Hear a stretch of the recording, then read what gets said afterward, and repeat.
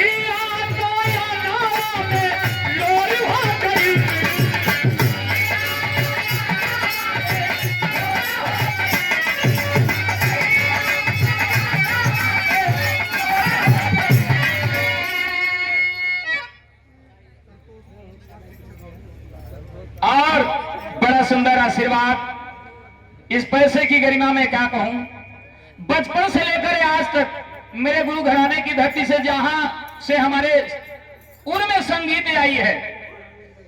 आप बड़े भैया सम्मानित श्री संतोष कुमार, हाँ शिक्षक ग्राम स्कूलवा नहीं ओके का बड़े भैया सदस्य संतोष भैया जी शिवपुरमा की धरती से आप शिक्षक हैं।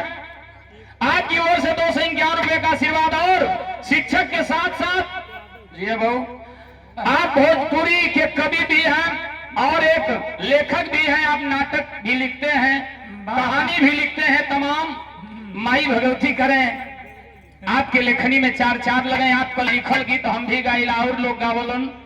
देखा नित्य काग उठे ले बिहाने भरे बगले बैठल हो कभी बगले हम तो लेवे के पड़ी पीछे हैं आपके नहीं कहते देखें पीछे छह गायिका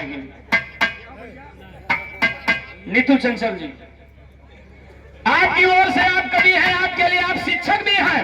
बच्चों को मार्गदर्शन देते हैं, शब्द का ज्ञान कराते हैं, बोध कराते हैं। आपके लिए कहना है, मैं एक लाइन कहूंगा। हाँ ढोलक का टाकी बढ़ाएगा। गोविंद से भी ऊंचा जग में बाल गुरु का दर्जा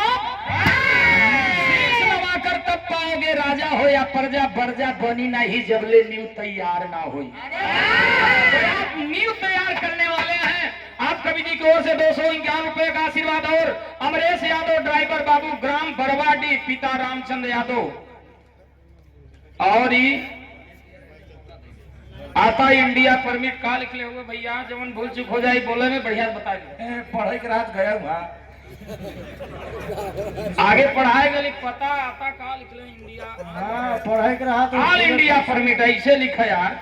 तेरी साफ साफ लिखा बहू।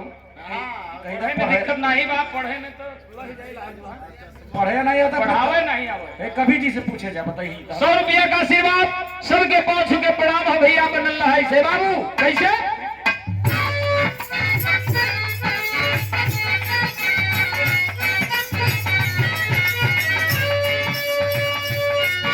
रही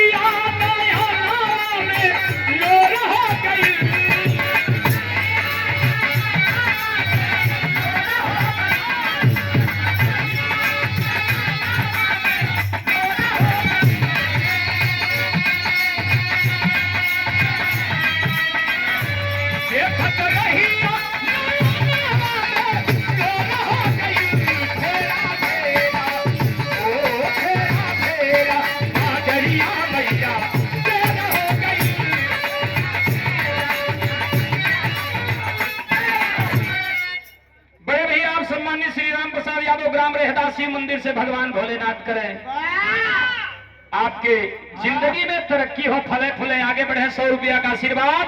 हाँ भैया। और आपके बारे में क्या कहना भगवान भोलेनाथ? भक्ति भजन भाव भी नैया भाव से पार ना हुई। ये दुनिया में तले बदे आत्मा के तीनों उपाय भक्ति भजन भाव। जो भी काम हो भाव से होएगा चाहिए। और भजन भाव गायिका तो पैसा पूरा हुआ था। एज में हालांकि अमित भैया कुछ ऊपर हुई हम ना, तो कुछ ज्यादा